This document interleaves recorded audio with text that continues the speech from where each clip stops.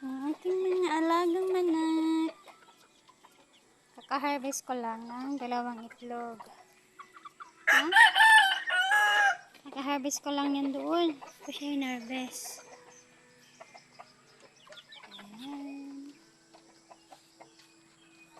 Tingnan nyo naman. Ay! Umipot pa. Diyan siya lagi naka-stay. Diba? Umipot pa siya dyan. Mamayang tanghali. Marami na sila dyan. Nandyan na sila lahat mamaya. Grupo-grupo na.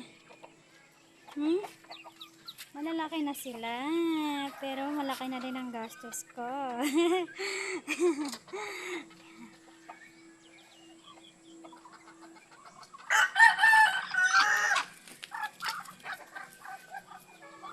Hi, Baytri. Akala ko nawawala ka. Saan ka ba galing kagabi?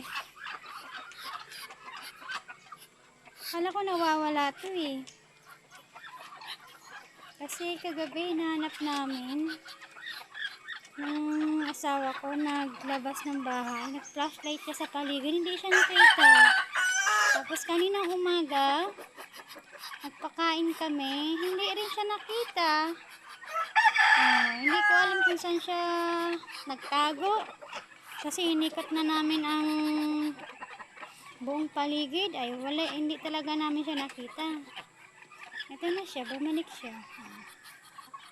Kala ko hindi ka na magpakita sa amin, Bitri, ha? Ayan, barako yan. Tsaka yan. Ayan, barako din. Minsan napapalo ko yan. Isang beses ko lang yan pinalo. Pero mahina lang.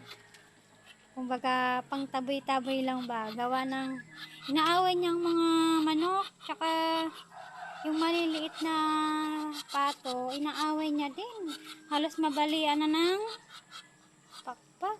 Kawawa ba? Ayan. Ito yung nangitlog. Ayan. Ito yung itlog nila. Bali, 2 sila dun sa itlogan na ng itlog. Ang aking mga alaga. Update lang. Ayan. Ito nga pala si Potol. Ang Potol. Gawa nga po ang kanyang paa is may diferensya. Buti nga po, nakasurvive siya. Ito po ay darak.